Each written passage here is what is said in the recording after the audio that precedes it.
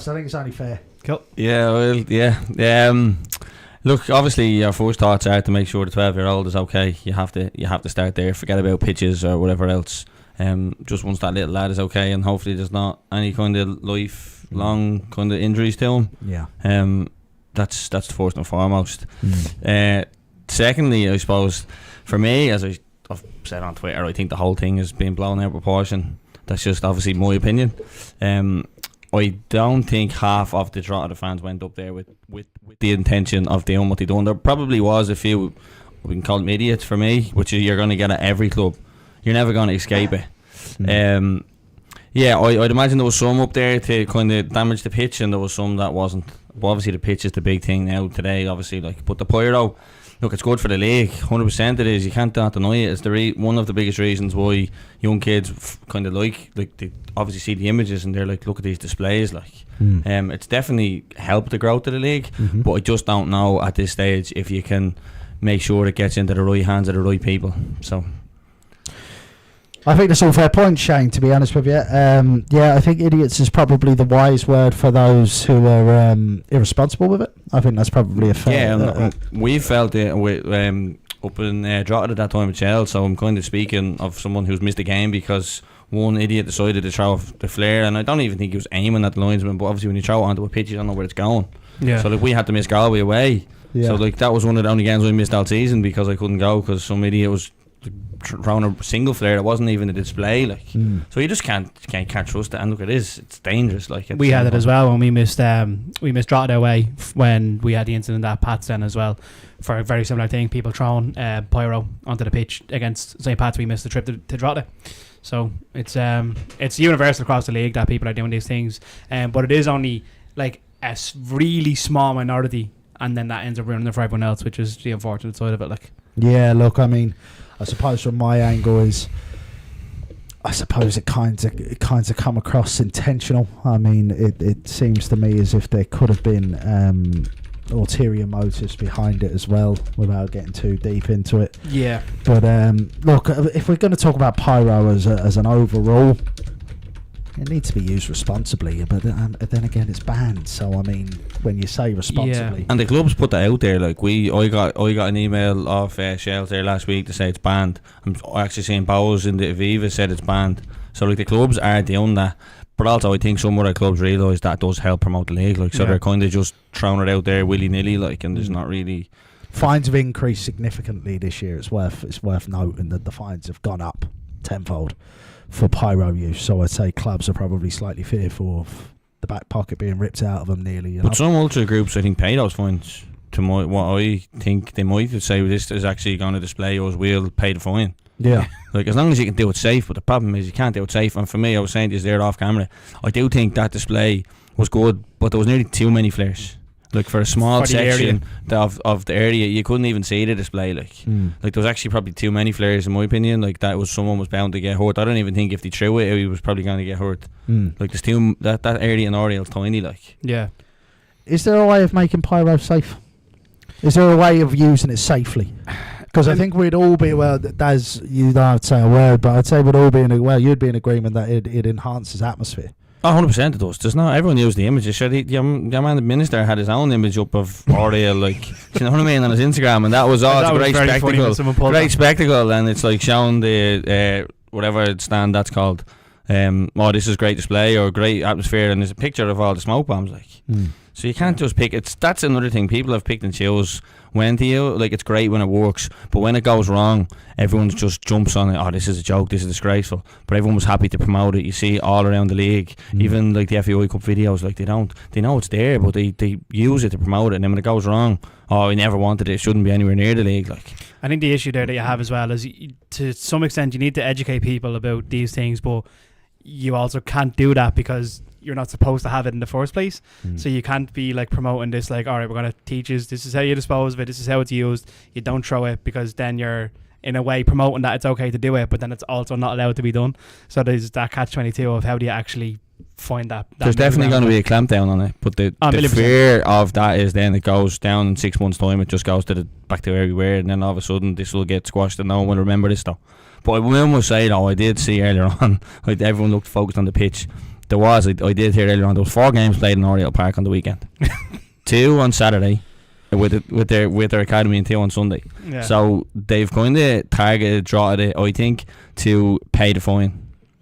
You can check the LOI app. Like, it says Oriel Park. I'm not aware of any other Oriel Park pitch that they could even play on. No, there's no one. There's no one. So I think they're coming at draw it to try and pay the fine. And also, Kieran Donaghy said like the pitch wasn't flammable.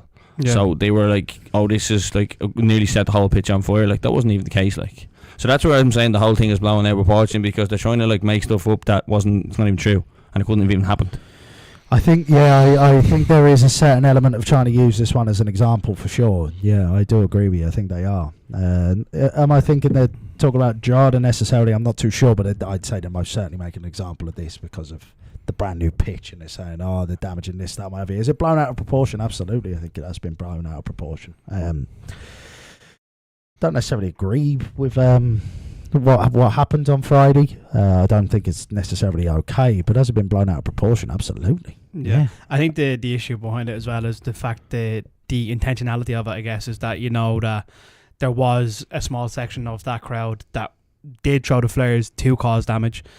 Some people obviously just follow suit and kind of get lost in the moment, and that's one thing, but there was people there in that crowd, whether it was one person or 5 or whatever it was, that went up with that intention, and that's where they fall into the idiot category that I was talking about. I think that is the problem. That part there. This is the thing as well. Like, I get that. Like, there's rivalries, and I've been to games at Tala where Bows fans have thrown stuff on the pitch. I've been to games in Dalymount where Rovers fans and Shels fans and whatever have thrown stuff on the pitch, and I get all this rivalry stuff aside, but when you're actually going out to destroy the facilities that every week every form of League of Ireland content creator, whether it's like different podcasts and people around the league, we're crying out for facilities, and then we get a brand new one in the league, and then there wasn't much facilities in that away section though. No, to be fair. Yeah, but like, we obviously get that improvement on the pitch, and then they have their new lights and stuff, and they're obviously trying to improve the atmosphere and improve the ground up in Oriel Park, and then it lasts but I think 10 minutes before. When you're talking about facilities, I think the league needs to focus on, not getting off the kind of like topic for a second, but they need to focus on facilities for away fans and stop treating away fans like they're in a cage, because it's mental what goes on. Like, it's I know we're maybe a culprit of it, but we're trying to like fix it. I think running tap water, you hear hot water and stuff like that. Like, that doesn't promote the league at all. Like, they didn't get 2 toilets for 500 people. Like, I think shelter as well is a big thing as well. I don't mind that, because it creates noise. And I heard something on the way down. No, I mean when there's a lack of. Oh yeah, but it gives the away team an advantage. So I was listening to a podcast on the way down here today. That's why Bows couldn't win a match, and because we all love the mono stand. Oh yeah, no, but that's enclosed. I'm on about when there's no stand, no top. So Oriel, for example. There's no top, but mono stand there's a top, isn't it? Yeah, so it makes more noise. When there is, or there isn't a top? When there is noise, it makes more noise. When there is a top. Yeah. So he's saying it's a detriment to your team. Yeah, to your home team. And until that goes into every single stadium in the league, no one else is going to do it. Gotcha. I was listening to someone on the way down, and they were saying that apparently in Oriel they're looking at something like the mono stand, a similar kind of set up to try and have a better facility for the away fans. I don't know what the merit behind that is, but I don't hear that on the way down. And then the other thing as well is Drogheda have got some stick for that green fencing thing that fell apart. Like, it was similar at the Bows, they had to redo it. The green fencing should be able to hold up. Yeah. And also, why have you got a green fence around? This is frustrating about most of the league. You've got a green fence just in the away end. I can't stand at the wall, but if I'm in the home end, it's okay to stand at the wall. Again, treating away fans like separately, like saying it. Yeah, that winds me up too. Yeah. Lads, there was obviously talk about. Sorry, I know we need to move on shortly, so we can't be on this too long. But there was obviously talk of pulling out funds as a result of this. What do you make of that? Is it just an excuse to stop funding League of Ireland, do you think, or? I think it's crazy. It's collective punishment. That's bad enough already having collective punishment. Like, if you're talking about banning fans from a home game or whatever it might be after the incident, but to punish not just the entire league but the entire sport is, sorry, that's crazy. Yeah, thankfully, that got squashed today, but I think Michael Martin said that's nonsense. So isn't it just that? There's no point in wasting any time on that, is there? Isn't it? Yeah, man was proven to be one of those idiots too. Yeah. That's a fair comment. So where do we go from here, lads, with it? What's the solution? I don't know. Like, people will always say about like increased security and police and stuff, but then everyone knows how it's getting into the grounds. You don't even need to elaborate on that. So there's all loopholes. There's always going to be loopholes around it. you need it does to some degree needs to be a case of spotting the idiots and to get rid of them.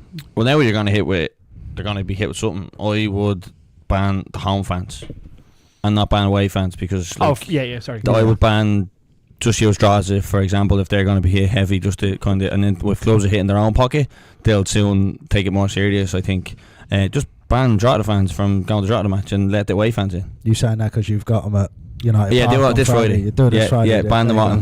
Get shot. Yeah. But just ban the home fans from going and let the away fans in, and then they'll be hit with their pocket. Yeah. We actually lost. We lost in Galway that time.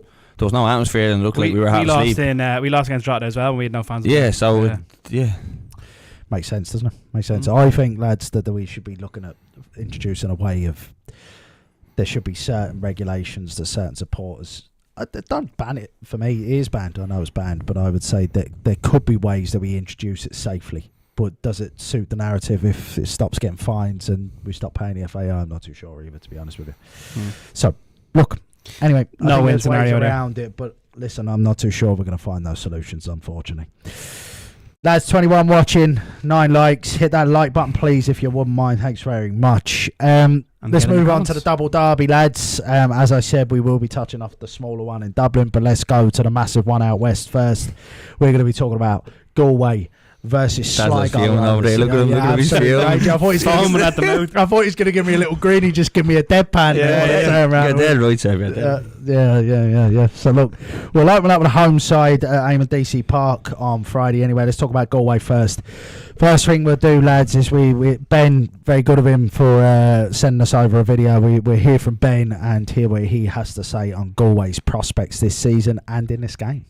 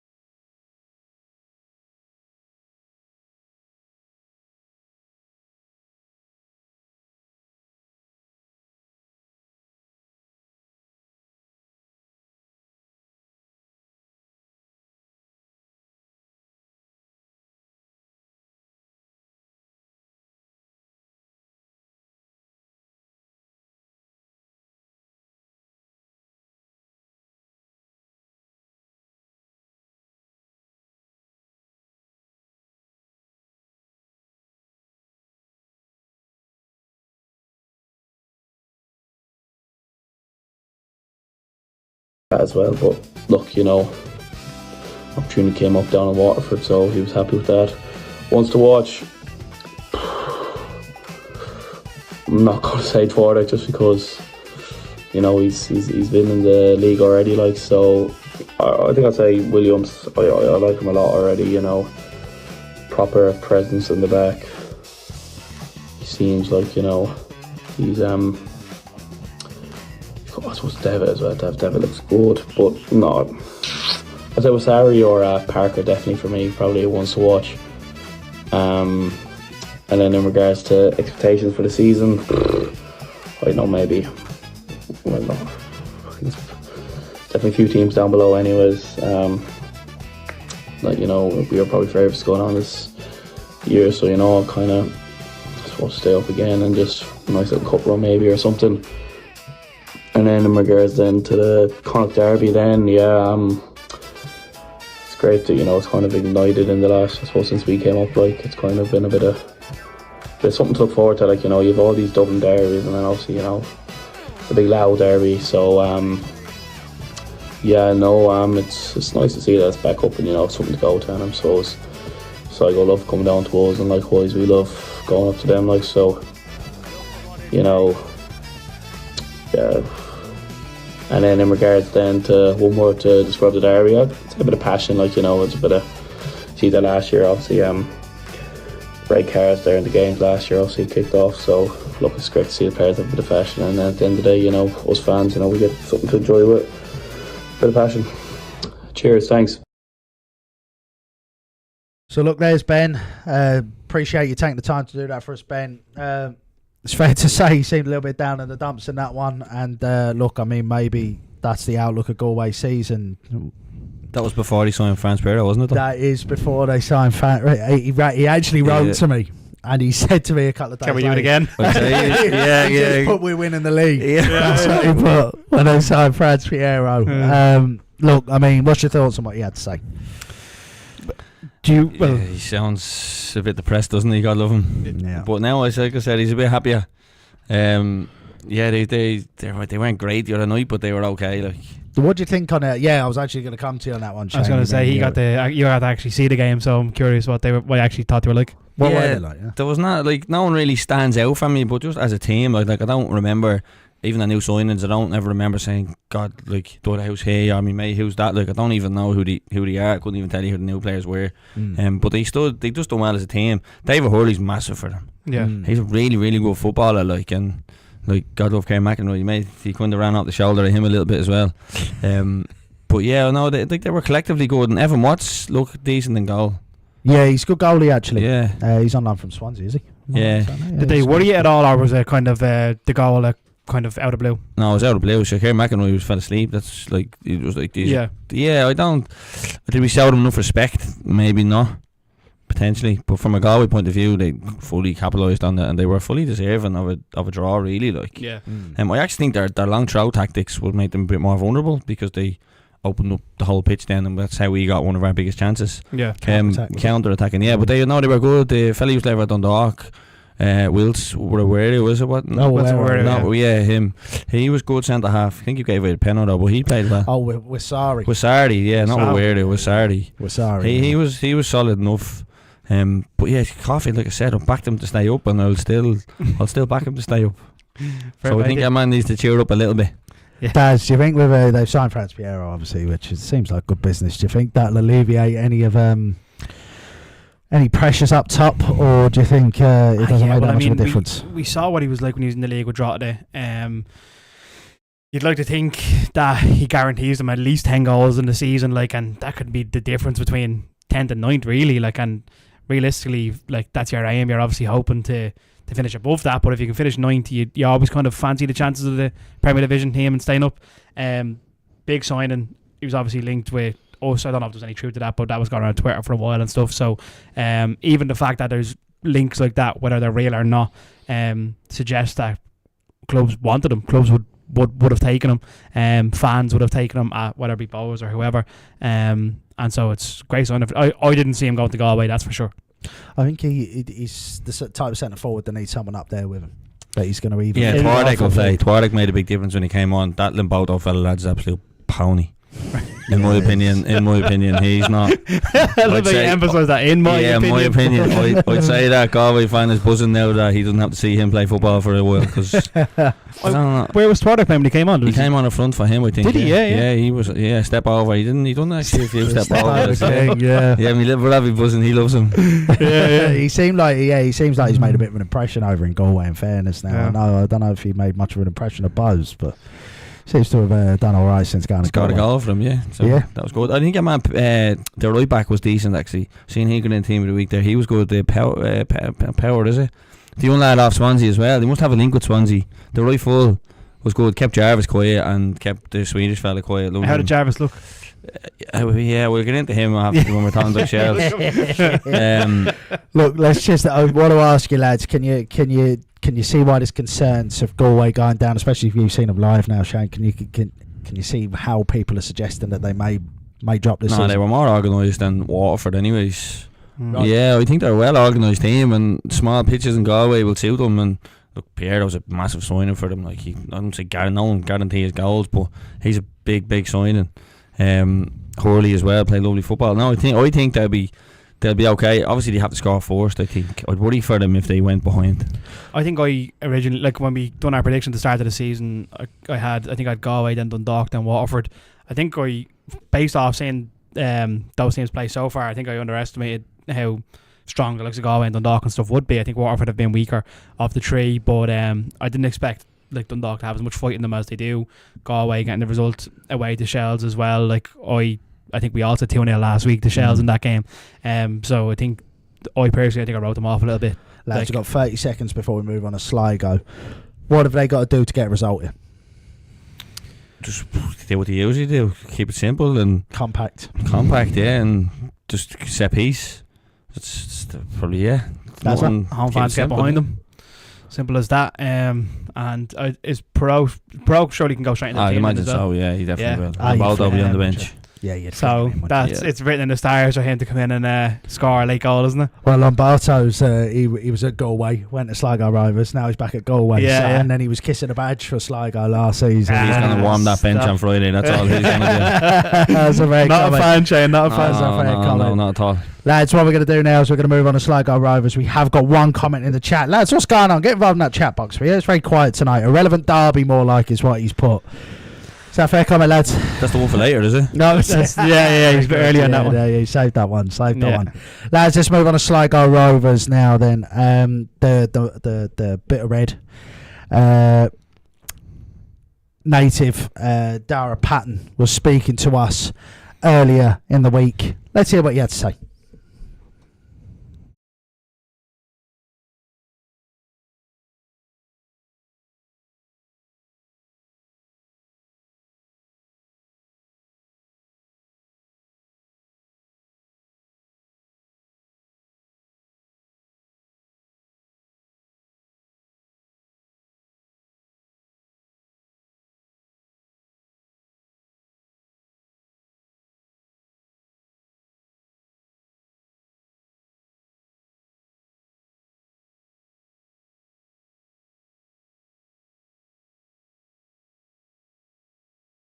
Terrible. And look, obviously there the other day we got a point on the board, which is, you can't win it, you don't lose it, and it was a good point at the end of the day.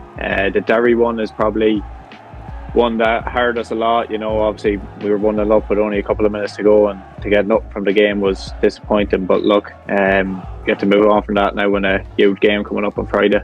Yeah, it's massive, it's fair to say. You featured in all three games so far as well yourself, Darragh. How's things going for you personally? You're happy with the way things are going for yourself playing? Yeah, look, I thought the first game I was happy enough with my performance, but the last two probably haven't went the way I've wanted it to go on a personal note, but hopefully now I can just bounce back and have a good performance on Friday. You signed a new deal with the club in November, keeping you at Sligo Rovers at least for this season. I'd say you were delighted when you put pen to paper. Yeah, exactly. Yeah, I think here as a young player, there's nowhere else to develop in the league. You can see with some of the players that have came through here at young ages. Obviously, Owen, who's just moved there recently, he's obviously kicking on and doing great things over at Hibs. So it was kind of a no-brainer to sign a new deal there. And with the conversation when you were putting the pen to paper, Darragh, I'd say minutes was part of the conversation with Johnny, was it? Yeah, exactly. Yeah, I think minutes as a young player is massive, so that's nearly, when you're a young player, your money is nearly your minutes, if you want to say that. So that was a big part of it as well. And you touched on Owen Eldon there, but there's many a player who've come through the academy of late as well. Obviously, you've got Connor Reynolds and Gareth McElroy as well, just to name a couple. What's the secret with the emerging talent there, Darragh? Is it the coaches, the facilities, or maybe a mixture of the two? Yeah, no, the whole academy structure is really good at Sligo Rovers, to be fair. Conor O'Grady will be the head of academy. He does a lot of work behind the scenes, and he probably doesn't get enough credit for the amount of players that he, can get into the first team. But all the coaches I've had coming up through have all helped me develop to the player I am today. So no, I couldn't speak any higher of them, to be honest. And you were nominated for the FAI Schools International Player of the Year and also received the cap at under-19s level as well. Must give you a sense of pride, but not only for that, what's the motivation to kick on from there, Darragh? What's the motivation for you? Yeah, exactly. No, look, all of them individual achievements, if you want to say, are obviously good, but no, this season's hopefully a big season for me. So I just need to, keep staying focused and take it game by game, and hopefully I can do good things this season. And obviously as a group as well, we want to really kick on and hopefully have a great season for the club, I suppose. What do you think the aim for the club is this season? To be honest with you, I'd say Europe. Obviously some people some people disagree with what I'm saying, but I think as a group in there, we all know how good we are, and we just need to show it. And I think there's no reason why, if it all comes together and clicks, that we'll be challenging for Europe. And you mentioned it's a big season for yourself. You've been with the club since you're 12 years old, on the terraces from the age of 4. No one knows the club probably better than you, Darragh. What does the Connacht Derby mean to Sligo Rovers?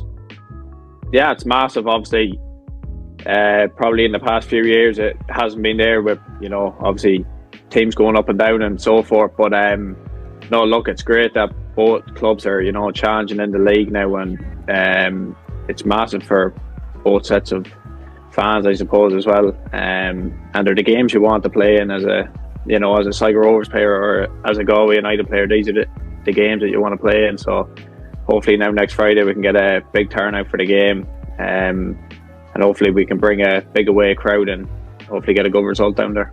And you mentioned that, especially in recent years, because it's played so much, but obviously the media attention and the tension between the fans you can really feel, and the terraces as well. Has it changed much over the years, or has it always been like that?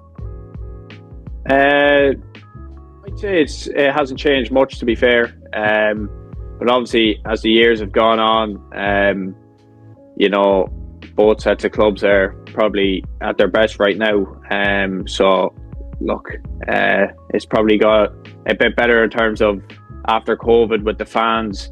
I think the attendances have went up a lot, so that has also brought it on a good bit as well. So we're just all looking forward to it now, to be honest. And what does the derby mean to you personally, Darragh? It means a lot, obviously.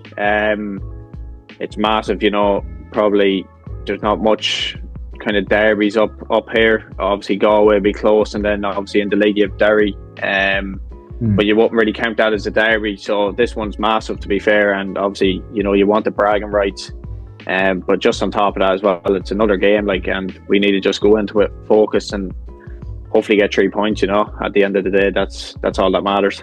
And what's it going to take to get over the line on Friday, do you think? To be fair, a lot of grit, probably a lot of ugly stuff as well. It's not always going to be, nice football. So I think if we can do the dirty stuff well, we'll come out on top. At the end of the day, we'll show our quality. So hopefully if we just get that bit right, I have no reason why we won't go on and win it. Because it's fair to say that Johnny Russell's sides are notorious for playing good football as well. It's something that I'd say Sligo Rovers kind of pride themselves on, is that no matter the squad, they're always playing good football. Is that something that Johnny's trying to drill in? Yeah, 100%, yeah. Look, all the players out there, we've great talent in the dressing room, and be a waste not to play, good football. So yeah, he's always harping on about trying to play a certain style of football, and probably over the past 3 games, you probably haven't seen it as much as we would have liked that. But hopefully now, as the more games go on, it will all click together, and everybody will start clicking with each other, and hopefully it'll all come out. And lastly, just to finish on Darragh, if you could describe the Connacht Derby in one word, how would you describe it in one word? Passionate. Yeah, I think that'd be a good word for it. I think that's a fair way to describe it, in fairness. Yeah, exactly. Yeah, I don't think there's any other way, to be fair. Darragh, thank you very much for your time. And no worries, Dad. Best of luck Friday. Cheers, thanks. Well, there we go, lads. Midfield maestro Daire Patton, thanks very much for taking the time to talk to us there. Look, I mean, he's featured in every game so far. He started obviously in that game against Derry as well, where they were close on the night. What have you made of his performances so far this season? Yeah, he looks a good footballer. Yeah, he looks a good footballer, doesn't he? I'd say he'd be one that will improve as the season goes on, which Sligo usually do when the pitches get better. He's obviously signed a new deal. It's obviously part of the deal that he gets minutes this season as well. How do you think? I hope that's part of everyone's deal now. Yeah, exactly. Signing on for no minutes. It's a great contract. Don't need to play. Yeah. Wait up, lads. Job done. Well, his third keepers make a living. Scott Carson's made a living out of that. Yeah. Look, I mean, where was I going with that one, lads? James McManus has come in to the side now. Do you think that'll hinder his chances of getting first team football now? You've just done an interview with him, so I'll say no. No. You're allowed to speak to it because you're obviously batting for James McManus. So 100% a big fan of James. I didn't see the loan coming for him. I think it makes sense for him and for him to go back and play as many minutes as he can. Obviously, there's a lot of competition in the Bows midfield, and he had a great 6 month spell in Sligo last year. So obviously, John fancies him. He got a lot of minutes. He's obviously looking to go back down and do it again. And look, you can never have too many options if you're, especially for a team like that at the moment, they are struggling really at the minute. So to have another kind of player that can come in and help shore things up a little bit is great. Competition only breeds success as well. We spoke about the academy as well at Sligo and the coaches he's worked under. Is it fair to say there's some serious talent coming out of Sligo Rovers? They must be working wonders in those academies. Yeah, you've Reynolds and McElroy, and you've Eldon just gone there, and which doesn't count obviously, but yeah, no, they've got some good young players coming through. I think Conor Walsh might be from there as well, our goalkeeper. Yeah, I think he might have came through the academy. Fair play to them. That's working, and I don't know where they're all from in terms of like counties or whatever, but seems to be doing well in and around the locality. He also mentioned the fact that his club are aiming for Europe this season. Yeah, that's mental. I remember Alan Reynolds stood in our, not Alan Reynolds, Jesus. Alan Matthews stood in our bar and said we're going to come forward. It's just, there's no need to put that much pressure on yourselves when you've no chance coming forward. Let's be honest, that was a stupid thing to say. Do you think there was ever a chance? So I looked at their squad, right, I'll be honest with you now, and when they signed Meekson and the likes, and they kept McLean at the back and they kept Eldon, I thought to myself, well, there's an outside chance. Do you think there was ever a chance in your opinion? No. Just no. No. I don't even think there's too much to elaborate on. It's just I don't think they were ever in with Europe. What's the point? I don't know. Putting that much pressure on yourselves, especially now, 2 weeks into the season when you've just done an interview with him. Like, if you had said it at the start of the season, but saying it now, 2 games into the season, well, 3, but they are. Yeah. I just don't see why they do that. Look, they've got a good record against Galway United. They obviously beaten there last season as well. How do you think they'll fare out at Galway? I mean, they've obviously shown that they haven't shown much grit this season, Sligo Rovers, it's fair to say. They've shown a bit of a soft underbelly. I think the clean sheet might have helped with the confidence in that respect, steady the ship a little bit. How do you think they'll fare out, Galway? They're giving away the penalty then as well. Like, I know they got the clean sheet in the end, but could have been very easily. First of all, I just want to say thanks for. I watched the game when they played Derry. I was obviously there when they played Bows. They looked very good against Derry for like 70 minutes, and the legs seemed to go. They're very poor against us, and then last week then against Waterford, it was quite a nothing game. So I've not seen, barely the 470 minutes in Derry, where then it took a turn and ended badly for them. That was the only time I've seen them kind of look anything. I wouldn't fancy them too much this weekend from what I've seen. I hope I'm wrong, because I like to see Sligo do well in their fan-owned club, but I haven't seen anything from them yet that suggests they'll go there and do it. They push Will Fitzgerald up the left wing, which is a big thing for me. They put Yaman Stewart back in, and they took out Nolan and put Ryan O'Kane, I think, on the right. But I think having Will Fitzgerald higher up the pitch, I think that's a big good decision for them. Like, and my main man Meekson, who I said he played. He didn't lose when he played. You were right. Absolute sitter though. Did you see that? Absolute sitter. Yeah. He's not a goal scorer though. But he'll someone that'll run though. Yeah, they kind of missed that against Bows. They missed that. He's not a big aggressive player, but he'll definitely run around. You probably know that. But he'll run around, and he missed that. And then I think Nolan, to be fair, I don't think he's a Lombardo type player. He's not going to fall into that category, but he's definitely just someone that needs maybe to be eased in a little bit. I don't think he's as good as maybe he thinks he is. Slightly more luxurious, I would say, than I don't think so. No, he's terrible against Bows. Like, I think he's a good player, but he's a bit more luxury, isn't he? Will When you're in the trenches trying to fight for results, I mean, you want to be turning more to the Meeksons rather than the Nolans, is what you're basically. Yeah, exactly. saying. I think so too. I think so too. That was very funny. You've enjoyed that one, I Dazzler. did, yeah. You've enjoyed that one. Look, I mean, the Connacht Derby's obviously on the rise. I think it's fair to say you see the passion in between the two sets of supporters. It obviously means something to them. In terms of a derby, lads, what's your thoughts on it? It's grown. Yeah. It'll take you too long to answer, so I'll do it. It's grown. It's definitely grown. Like it's. That's it's the thing, right? Yeah. No, it's grown, and the league needs that. Like we can't the Loud Derby, obviously, and then you've got Munster or whatever. But no, it definitely looks like the fans are getting involved with it, and I think there might have been something on the streets there a while back. I don't know, but like derbies, I'm not gonna say they need that, but like they need to be somewhat passionate. Like, and but I do think the more derbies and rivalries you have, the more you get new fans in the door as well. Like if you go to your first Bows and Rovers game, your first Sligo Galway game, that's usually when you have the best atmosphere, the best crack, the most intense game. Everything is the most lively at that point, and then you're chasing that dragon then every week. So you're going then to, oh, I love that game when we played Sligo, let's go down to the one where we're playing Waterford, we're playing Shels, whatever, and then you're hooked then. So that's why I always say bring the kids to the derbies for that first couple of games. Don't bring them to the UCD at home. Get them hooked. Yeah, bring them to a derby, like. Yeah. Give them the selling point first. Exactly, and then get them hooked, and then off we go. Yeah, you know? absolutely. I've been to all of the supposed derbies in the league, and Connacht Derby is one of my most enjoyable, I have to say. Why? Fans are on board for it. They want to see it grow. They want to see it rise, and that for me alone is something that excites me, because I think to myself, well, if everyone's on board for this, why not get on board with it, promote it? Have you been down for it in aaaannndddd and the showgrounds? I've been to both. Yeah. I've been to both now. Showgrounds pitch side, which you know what it's like. Pitch side, you have that cage in the middle. Yeah, it's very interesting. So you could just walk up and down. It's fantastic. And obviously I've done aaaannndddd pub from the terraces, and that was one of the last games of the season as well. And I think Galway were up.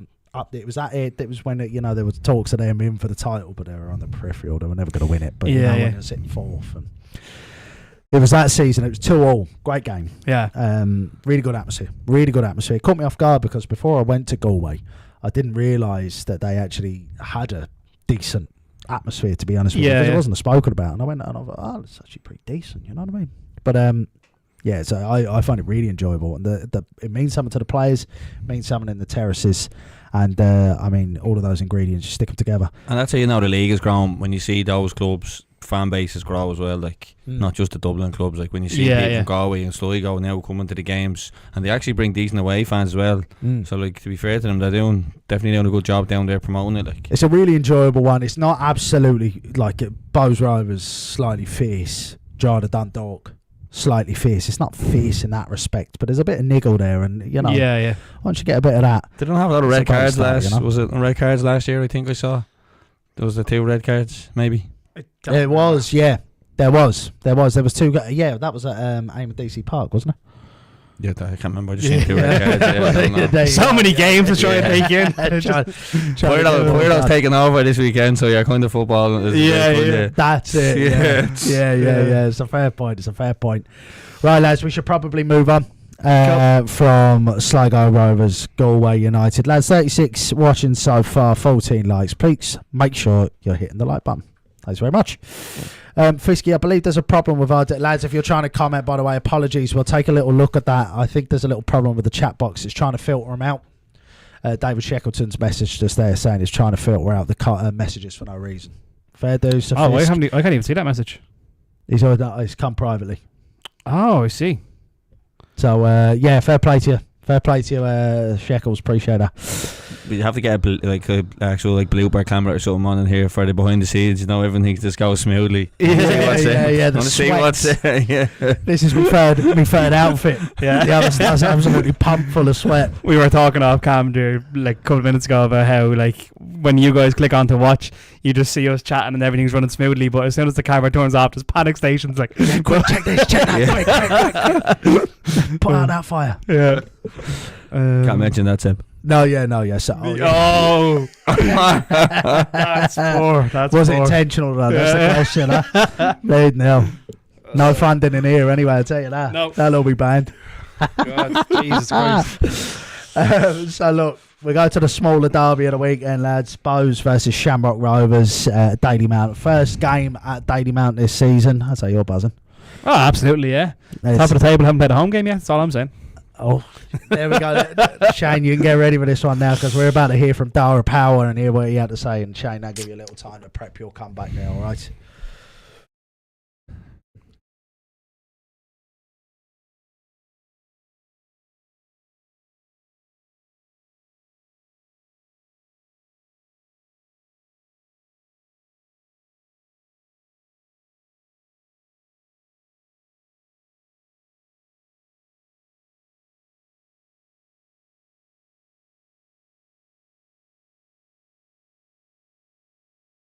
Lads, welcome to League of Irish Bowl.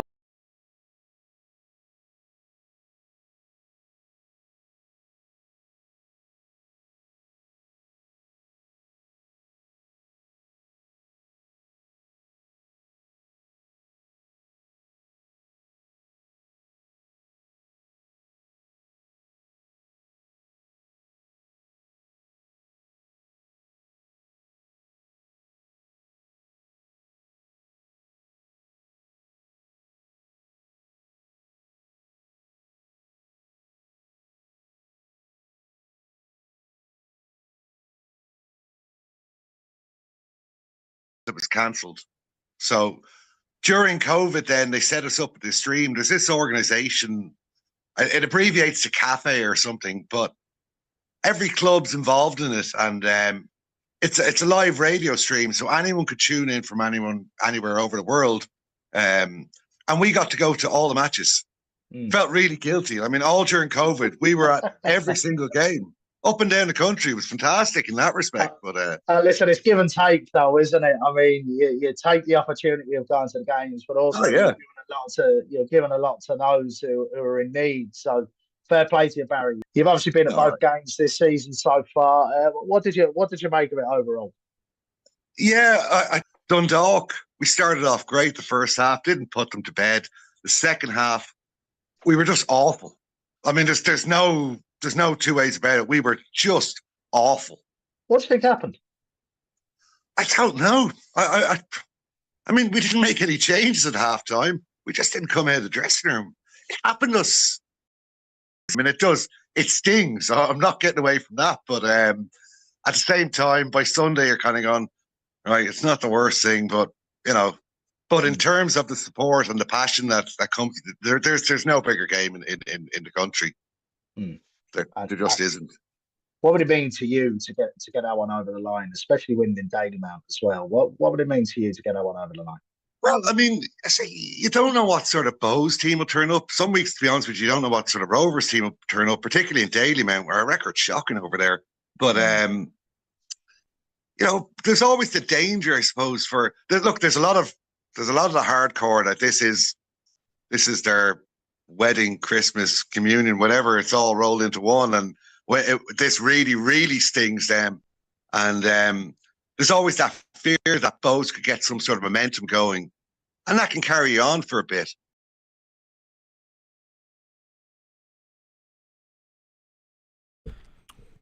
There we go, lads. That was Daire Power for you. I actually just deleted that there. That was the comeback. Nobody wanted to listen to a Bows player, so I just pressed delete. There we go. There's moderation in the chat box, and there's moderation actually in deleting videos and all. Fair play to you, Shane. I very rarely chimed in tonight, but I feel like I should on this one.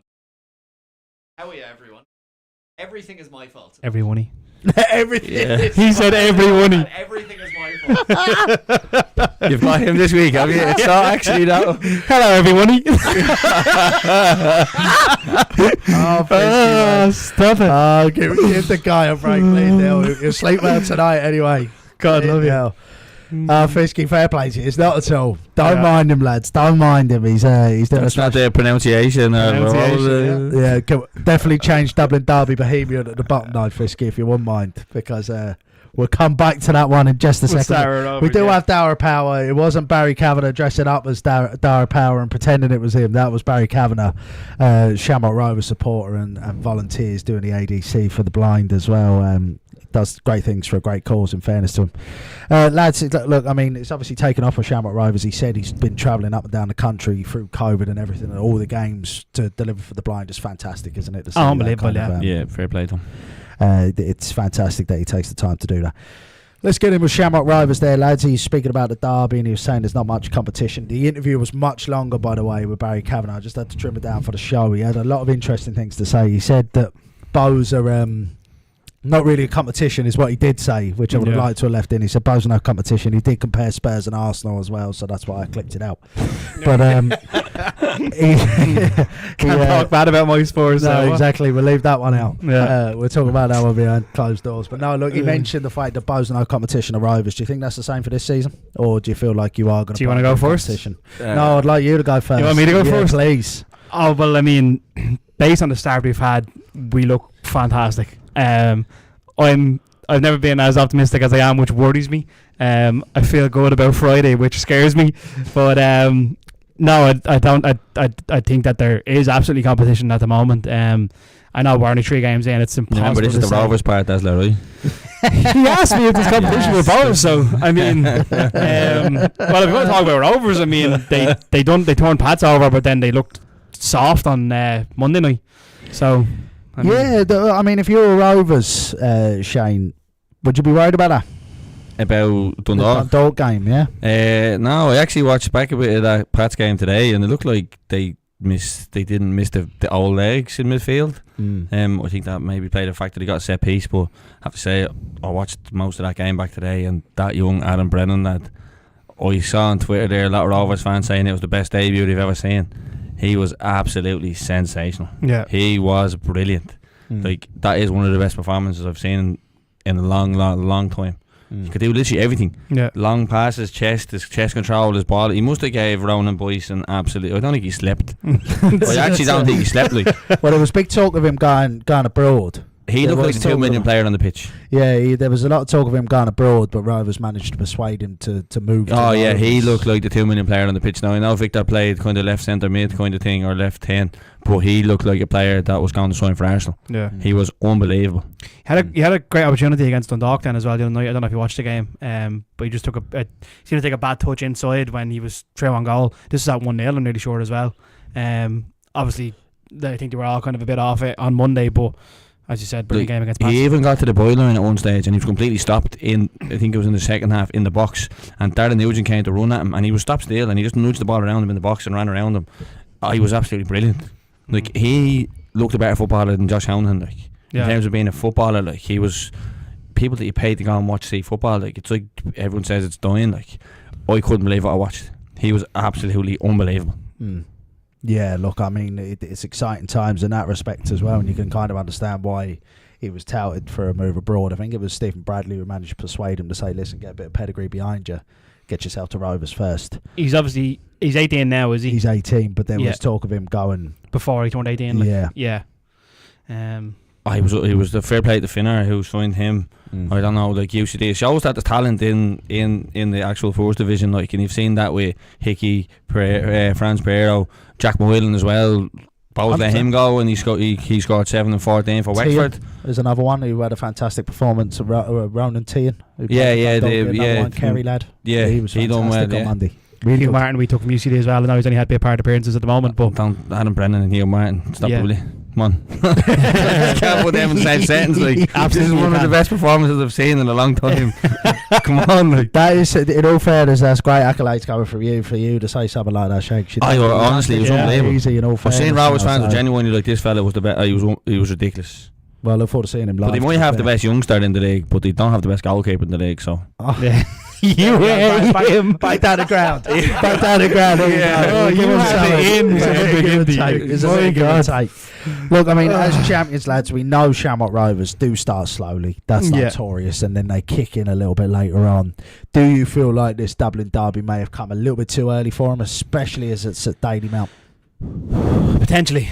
I mean, I'll be sitting now next week saying this after we've lost to them. Then that's always what'll happen. But they do always start slow. Obviously, we beat them start of the season last year. We have a good record against them over the last 2 seasons, particularly at home. And they never start quickly. So I mean, I'd fancy us on Friday, but you can. Problem with Shamrock Rovers, you can never write them off. You just can never write. No, they're just always there. They always hang in. Like, whether it's the end of the season or whatever, and they're just like getting these 1-0 wins, and then they end up winning the title when they haven't been at it all year. They're just always there. They looked a bit disjointed in that first half against Dundalk on Monday compared to Friday. I can't even remember who played. That's awful. Like, well, they made 8 changes to the Dundalk game. They just looked like kind of disjointed. And I don't know if Watts played. He ran the show. Him and Healy kind of played well midfield. That gave him the platform then to kick on against Pats. But I thought they were a bit disjointed. And Jack Bourne as well, Graham Burke. How much legs have they got? I suppose we'll get on to Dundalk in a second, but I wonder, is it actually Dundalk's press? Because I think that goes a little bit under the radar. They were Absolutely, they were fantastic against I was Drogheda. They were brilliant against Derry. Yeah, I was blown away by how well they played in that second half. Before watching that game, I said to myself, this could be 3-4-0. I thought they were going to get turned over, bad, and I couldn't have been more wrong. Literally couldn't have been more wrong. Dundalk were very good in that game. Yeah, I do kind of agree with you. Look, still favourites for the league, Shamrock Rovers, fair to say. You have to watch Adam Brennan, definitely. After watching Adam Brennan. Right. So you hate Ed McGinty, but you love Adam Brennan. Yeah, Can't even, as a Shels fan, I can't even say he was crap, because he wasn't. He was unbelievable. Yeah. Obviously, we'll touch on the reason why. I'll probably switch it up, but yeah, they look quite strong now. Anyone else we want to say about Rovers before we move on to Bows, lads? Roberto Lopez was unbelievable as well. There was a time where he was chasing back Keane Levy, and he just got quicker. I thought he was slow. I think he actually turned slower, but he was able to keep up with Keane Levy. He actually caught him. What a header the other day, by the way. Super. What a header. It was A. Dervin, this zonal marking. Yeah, it was an interesting choice. Dervin, I don't know. I know you have your big lads in the middle, but you can just put the ball away from them. A bit of a Dervin picking up Pico Lopez just does. Smashing header. Yeah, it's stupid. Yeah, terrific little flick on, fair dues. Yeah, no, look, and as we touched on the opening show of the season as well, lads, he's going to be a big miss when he goes away. 100%, yeah. So, I don't see anyone replacing him. What was it said? He was missing 5 games or something, isn't it? 4 games? 4 or 5 top games as well. I don't see anyone replacing him. No, impossible to replace. Going to move on to Bows, lads. 34 watching at the moment. I'm now for a few minutes. I'll give you a buzz when. Well, if you've deleted the Darragh Power video, Shane, he won't be coming on anyway, so you'll be all right. Lads, we spoke to Darragh Power, and this time, let's hope it is Darragh Power that flashes up for us. We spoke to him earlier on. Let's hear what you have Over to you, Fisky. Lads, thanks for tuning in. Come on, everyone. We've got Darragh Power with me. Darragh, how are you doing? You good? Yeah, really good, yeah. You've been with Bows for around a month now. How are you settling in? Yeah, I knew a few lads, played them before I came here, so settling in was fairly easy, yeah. And how's it been back in the league? Yeah, delighted, yeah. Obviously the league has improved a lot since I left, so yeah, really looking forward to the game the weekend. And how would you say the difference between, is there much of a difference between the football over in the UK and the League of Ireland, would you say? I wouldn't say there's much of a difference really. I think the big one really is the physicality. Probably more teams go a bit more direct over in the UK, whereas teams actually like to play a bit more here, which probably suits me a bit better. Oh, well, there you go, and that's why you should be watching League of Ireland, lads. That's the starters there. I'd say you had a few options in the window there, Darragh. What made you choose Bows? I had a few options, yeah. I think big one really was Rennie coming back to a manager that obviously knows you inside and out and gives you that confidence to play, and I think coming back to the league as well was always something I was looking to do, and come back to a massive club like Bows, couldn't turn it down really. And you've started every game since you've arrived. Part of the side, the only one not to concede a goal in the league so far. You must be happy with how things are going.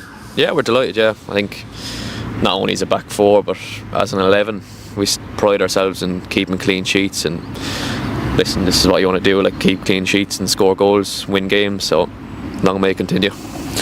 So you're part of a brand new back 4, haven't played together before. 2.5 games roughly without conceding a goal. 7 years since the club last kept 3 clean sheets in a row. What's the chemistry there? Is it just naturally the team have gelled, or would you say it's the structure that's been put in place? What would you say the reason is for it? Bit of both, really. Yeah, I think the structure's been very good as an 11. I think we're all just really close off the pitch as well, which helps as well. So I think it's a bit of both, really. Yeah, I'd say it must be great if you can come to a club like Bows and settle in so well. How's everyone else been treating you as well, and the team, would you say? Yeah, very good, yeah. They're all sound lads, and as I said, I knew Berkey and Connor from playing at Waterford, and I would have played with Colin Whelan as well, underage, so that made it a bit easier, yeah. First game at Dalymount this season. Be the first derby there, obviously, and it'll certainly be the last one on a Friday night as well. How much are you looking forward to getting out there? Yeah, like these are the games you want to be involved in as a player, and obviously watching these games over the years, they're always toxic and massive crowds and stuff like that, so yeah, I'm buzzing for it. How special are these derbies on and off the pitch? I mean, it must mean a lot to you players, but also you can see it in the terraces as well. Yeah, fans especially, like they've been brilliant so far for us, travelling up to Derry, travelling up to Sligo, stuff like that, so it'd be nice now to go out in front of them at our home pitch. And what would a win mean for the club on Friday? Well, look, these are the biggest games of the year really, like as League of Ireland, I think, so be massive and keep our run going. And what do you think you need to do to get over the line? Just keep doing what we're doing really. Listen, we'll have our homework done on Rovers and all that. They're obviously a very good side and they've strengthened very well, so they'll be the team to beat. Darragh, thank you very much for your time. Best of luck Friday. Cheers, thank you. Back to the studio, lads. Oh, sorry, lads. Late now. I was away with the fairies there. I'm just having a look at that chat box. I think I might have fixed it there, so let's see. Oh, really? Yeah. Let me test it for you. Testing. Anyway. Well, testing that, I'll say the right back off Galway was Parker. That's his name. There we go. Yeah. That's his name. He was. That's been eating at him for about 20 minutes. Me. I knew it wasn't Power. Yeah. I knew you weren't right, Shane. No, I wasn't. No, I must have been here. Anyway, look, we spoke to Daire Power earlier, and I did. Yes, I know you were asking me off camera, but yes, I did enjoy the Oscar Trainer Centre. It was nice. Thought it was good facilities. Yeah. Look, he's been sensational so far this season. Part of the back four that's obviously not conceded a goal. He's been brilliant, hasn't he, Shane? Oh, you need to correct something from that video as well. I do. Yeah, no, I do. Yeah, I said no goals conceded in 2.5 games. There was actually no shots conceded in 2.5 games. No shots on target. Yeah. Well, 2 games. Is it 2 games? We didn't concede a shot on yeah, target 2.5. for the first 2.5. You've only played 2 games, haven't you? No, I played 3. No, we're forgetting about that first one. That doesn't count. Yeah. And no one played that day. Well, no one played football anyway. That's Erase that from the memory. But anyway, look, I mean, he's been fantastic so far this season, hasn't he? Yeah, I'll let you take that when you did say Shane, but Darren's itching the way to go. Come on, get it. Oh yeah, like I'm obviously riddled with bias here, but like I think he's excellent. I think he's been so good since he came in. Yeah, just unbelievable. Don't know what, like him and the rest of the back four are all brand new to the club, like, and they look like they've played together their whole life. It's been unbelievable. Go on, Shane. What do you want to say? No, it's alright. Look, I'm not going to do a certain type of person and be like, oh, interrupt you or whatever. But no, it's fair enough. You can't argue. No goals in 3 games. It's the defender's job, isn't it? So it's the first time I've seen online. It's the first time in nearly 7 years we've kept 3 back-to-back clean sheets, which is like, it's a mad stat that's been 7 years, but obviously it's great to show that we're going in the right direction. Although we've seen Rennie today saying that we had the most clean sheets in the league last year, which is a stat I didn't actually know. Serious? Yeah, he said it today. Yeah, we had the most clean sheets last year. We obviously must have conceded our goals in bulk or something. Like it felt that way, that we were a bit soft. But yeah, I wasn't aware of that. I wasn't aware of that either. Was you? I don't really look at balls, to be honest. You don't care about it. I don't want to fall on deaf ears. No, I do. Yeah. Look, as well, we mentioned the 0 goals. It must be something that's obviously great in terms of that was the bit that would have concerned you, I'd say, mainly. What do you think a win would do here for Bows this season, Daz? Do you think it would actually carry them to that next level in terms of actually competing for the title, or do you think one game at a time? It's always going to be one game at a time, but I think we win on Friday and it'll send fans over the edge. I think we'll lose one of ourselves a little bit and start saying that we're going to win everything. So I mean, every fan saying that, every player saying that. Sligo are qualifying for Europe and all. So. No, look, we've looked great for the first few games. I think fans are delighted with the recruitment and the effort, and we just look a really solid team. Like, first of all, and then obviously we're winning games on top of that, which makes all the difference. But look, Derry haven't been as good as we expected of them, so it was a big win to get up in the Brandywell. Sligo obviously was a bit of a hello, lads. Oh, we actually have a message. Came through. I see that. Very exciting. There we go. That's the first. We turned Sligo over, who were quite poor, and then the Pats game then was the Pats game, which we don't want to talk about. But we'll get a real test now on Friday. I know I said Shamrock Rovers always start slow, but derbies are derbies, and if we come out this with a good result on Friday, then I think we'll all lose one of ourselves. Are all the Bowls fans going to give Jordan Flores a big apology, Eddie, or because he's come in for a lot of stick over the years? But I love Jordan Flores. I love that man. So you're not going to deny that you haven't done that then, so that's other Bowls fans I certainly haven't. Yeah. I've never said a bad word about Jordan Flores, and I won't be told. He's been good. He's been Dawson's taking all the credits, but I watched that Derry game and watched the back there, and he was dominant, wasn't he? Yeah. And just sliding back into that midfield position, like as if he's played there over the last few years. He's been left back for 18 months and then just slid back into midfield like nothing happened. So good. What a player. And they've made all of those signings, and it's Flores who's actually slipping back in there as well. Yeah. Fair play to him. Stepping up to we the think plate. he's been one of the best players. I know Hickey gets a lot of applaud. It's he don't buy the centre half thing still. He gave the ball away twice. I think people just forget about these things. Like, I think it's funny. gave the ball away twice. Like. We have a group chat, the three of us, and I just think it's funny how randomly during the day you'll just get clips of Shane clips from Shane of people making mistakes. It's like everyone's saying he's deadly. What's this? And it's all these different players. It was Hickey this week, and James McLean another week. You get clips going. No, it's still James McLean this week. Don't worry about that. But we'll have to clip a missed pass from Adam Brennan somewhere along the line. No, I thought it was unbelievable. There was none. I thought this was unbelievable. What's this, Shane? What's this? Now. There was none.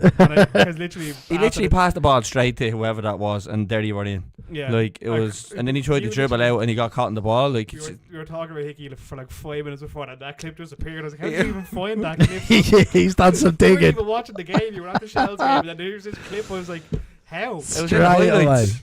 Straight in the highlights. And they got, to be fair, that Derry got around balls just to give Rovers a bit of hope, because apparently they've no chance. But Derry got around balls twice. Like Josh Thomas misses probably miss of the season. That's a bad miss, to be fair. That is a bad miss. Yeah. Michael Duffy cuts across 6-yard box, and I don't know if it's maybe because it's on his right foot. He tries to just open his foot and just misses the ball. It's a really bad miss. I'd fancy him being potent as well. I'd fancy him having another goal, you know. But they did have chances. It wasn't like they didn't. And then there was a time as well, I think someone else clipped past there, Sam Todd. So if you get tight to those two centre halves, you can definitely spin them, and then that's not where they want to be. There'd be a weakness that would be exploited at some stage, but I'd say Bows were worth their money in Derry, to be fair, overall. I thought they were the better side. Oh yeah, 100%. And I did say at the start of the season about Pat Hickey and stuff being on the big pitch in Dalymount, like, you know, so that would be the big pitch would worry me for them, like. But yeah, and Tierney was good, and I know you lads love Dale, but for me, it's Do you think they'll have do you think that the Bows back line they'll have enough? Do you think they'll use that to deal with Rovers on Friday? Do you feel like the clean sheet to be enough, or do you feel like the Rovers is going to be? I don't think they'll have faced anyone like Adam Brennan yet, so or even Michael Noonan. No, to be fair, the Rovers, Michael Noonan, Danny Grant, they'll come at them with more pace than that Derry team did. Well, I always Derry find Shamrock Rovers against Bows though they're slightly less aggressive. I'd say Shamrock Rovers take their foot off the ball a little bit when they play Bows, unless Bows are just counteracting that and being. Yeah, but the young lads will be well up for it though. They have a point to prove. This was saying to you about Graham Burke and Jack Moore and stuff. I don't know how much they really want that anymore. Like they've done everything. Like I want to see them in the team. I want to see Jack Moore starting. Yeah, I really do. Like, I just want to put the hard yards in. I never want to see Graham Burke on the pitch ever again. Like, so I can't agree with that. He just tortures us. He's so good, man. I get what you're saying. Like, yeah, he's been there, done that. Why does he care anymore? But he is so good. So he is. Yeah, he's ridiculous. Yeah. So I can't say I ever want to see Graham Burke. Burke's still doing the same things he's done. I explained to him like as an 8-year-old, and he's still doing the same things. Like you could just see if he had a half a yard of pace. I don't know if he'll ever admit it. He probably would be playing for top English team. Yeah. But just that little half a yard of pace probably has him still here. Yeah, tough game, but I fancy us just on the form we're in, but we'll obviously see how that goes. What's the score going to be? Adam Brennan 2, Bows 0. You've seen the man play one game and he can't get over it. I'm going to say 1-0 Bows. I'm going to go with a Rovers win. Oh yeah. Yeah, I'm not hyped on the Bows thing. You're down with 2, are you? 2-0. We'll go with 2-1. Okay. 2-1 Bows, just because it's a Dalymount. I feel like they'll have enough to get over the line. It's going to be absolute. Pitch looks nice in Dalymount at the moment as well. Obviously, like I know that it has its problems, but because there hasn't been any games on it in a couple of months now, there's been work done on it, and it looks like the best I've seen it in quite a while. The noise would be outrageous. That wouldn't be hard though, pal. No, I agree with that, but it's getting there. It's getting there. 2-1 Bows. We didn't predict the Connacht Derby, by the way. Oh, I will say 1-0 Galway in that one. I'm going to back John Caulfield. Yeah. Caulfield special. I'm going to back John Caulfield 2-0. 2-1 Sligo. Did we do the what games we talked about already? I can't even remember. No, that's it. Pyro's taking over everyone's place this weekend. We can't think about football. Like, it's, But I will say before we move on is like make sure it says nice. It's going to be hostile. It's going to be everything else. It's going to be, but hopefully it just stays safe and the kids can go and enjoy a match, because that's what it's going to be. It's going to be fun to watch. That's a fair point. We haven't actually touched on Michael Noonan, lads. We shouldn't linger on it too long, but we should touch off on Michael Noonan while we're here at the moment. Yeah. How do you feel like the club have dealt with it? I mean, we can't get into the nitty gritty because I don't think we know the ins and outs. We were chatting about this off camera. Coming up with a lawsuit coming against you. That's exactly How do you feel like the club? Allegedly. Outside of all of this, allegedly, we were sitting here off camera there and saying we don't really understand the ins and outs of it. We were trying to figure it out by reading between the lines and stuff, but I don't really fully get what was going on there. But I thought it was interesting seeing Stephen Bradley's interview the other day when he was very clearly directing that someone else knew about it without saying it. He was like, I didn't know, Seb didn't know, and Shane didn't know, which very much implied someone else knew. I didn't know. But he kept repeating that line of, no, I didn't know and Seb didn't know. It was like he was listening going, right, he's targeting someone. We're not going to get into who or when, but he was very specifically saying they knew. To be fair to that young lad, though, he's had a hell of a lot on his shoulders. Like, including the World Cup, which most kids in Ireland don't get. Like, he's had World Cup obviously with his dad, and now this. Like, if he goes on to kick on, like, surely that's just only going to stand to him in about 5-10 years time. Like, fair play to him as well. I say fair play to him for having the because a lot of people would have folded under that kind of pressure. Yeah, 100%. Yeah, that's off to the young lad. He's serious talent as well. So I really hope he does kick on. You know. Yeah.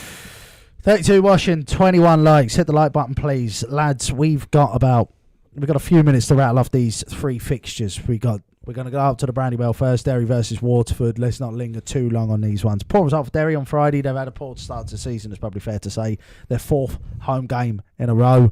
They'll be looking to pick up their second win of the season, I believe. What do you think's going wrong up there? No, you go. I know what you're going to say. Go on. The fault. Look, it's obvious. Like, even Stevie Wonder can see the players are playing all over the gaff already. You know what I mean? They're all playing out of position. Why? Do you not find it? I find this really strange. Do you not find it strange that if everyone can see it, why can't? I think James McLean has in his contract he has to play centre midfield. He must. There has to be something along those lines that they've made an agreement before he's come. There has to be. It doesn't make any sense. I can't imagine any club or manager would agree to that. I really don't. I can't see a manager going, yeah, sure, like you're guaranteed to play 90 minutes every week and play wherever you say you want to play. I just don't think any club is going to submit to that. I think because he's the poster boy essentially. Yeah, for Derry. Yeah, I get that, but and I know this is cliche, but no player is bigger than the club. I can't imagine anyone is willing to say, like, we'll bring James back and let him run the show, and then we're getting poor results. He's not running any show. No, I know. You hate the he's man. He's a road runner in midfield. But I mean, like, in terms of like calling the shots and stuff, I think they've obviously had really bad performances, but I don't think that they would allow that to continue on the basis of because we get James McLean back. That would be insane, especially with all the money they've spent across the board outside of just James. That would be just the wildest decision. How does he play Darragh out wide and McLean inside when Darragh has never played out wide and is notorious playmaker in the centre of the park? I mean, I don't see how that makes any sense.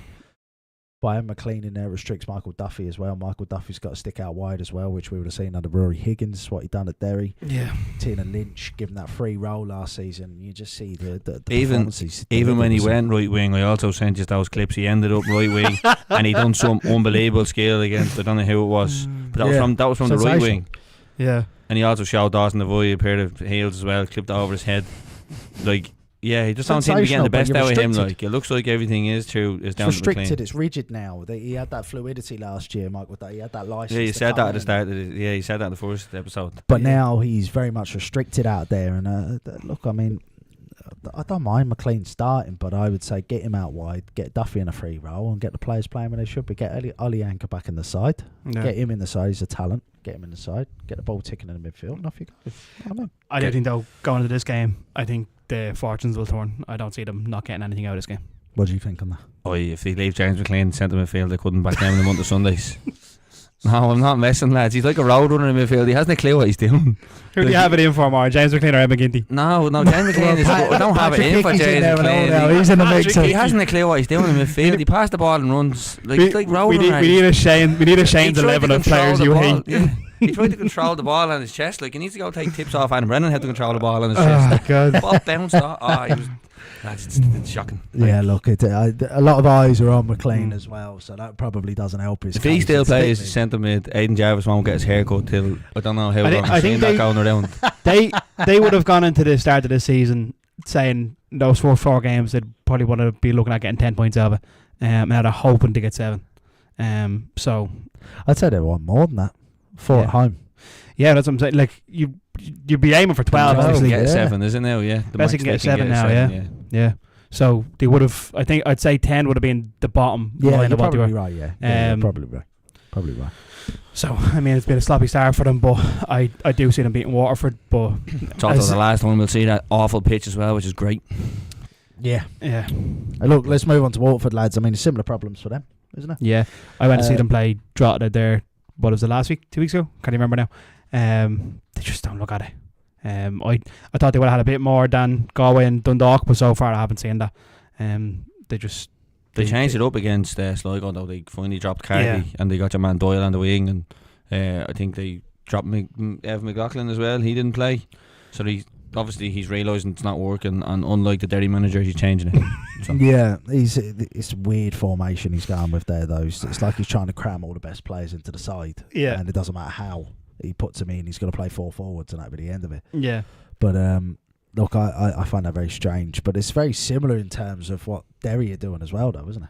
Like what he's trying to achieve there. Yeah, he changed it the weekend though. He didn't play Carty, he didn't play McLaughlin. He played 2 up front, got Doyle, who was a bit more of a dribbler, ball carrier, and I don't know if Noonan played. Him and the Norwegian are quite similar, so I'm not too sure which one played right wing and which one played centre mid. They quite look similar, and I think I know. Fairgrass or something. I know. It's going to take a while to get to know all these players. Sorry, but when they come in, I mean, it's not like when you have the most top profile league that everything is literally waiting for. Yeah, and when you're watching the highlights, you're not going to get to know them because there is no highlights. So. Yeah, exactly. Yeah, so I do find that fascinating about the League of Ireland, about when we sign players and you just have no idea if these players are good or not. And they come in and some players like light up the league, and you're like, how have we just never heard of this man? But obviously they've been playing at a different level that we would never monitor. Like, I'm sure when the likes of Harry Wood and stuff came in, he didn't know who he was, and now you look at him and you're like, I love this man, he's the best player on the team. But it's so alien when people come into the league, you just haven't a clue. It's class. Yeah. It's part of the beauty of it, though. Yeah. What's the thoughts for the game? What's the score going to be? I'm going to say 2-0 Derry. 1-0. Fisky? Are you on? Go on. 3-2 ding dong. 3-2 ding dong. 3-2 to who? Derry home team. Yeah. Of course, that's a lot of goals. All right. I'm going to go. A lot of goals. I'm going to go 1-0 Derry. Yeah.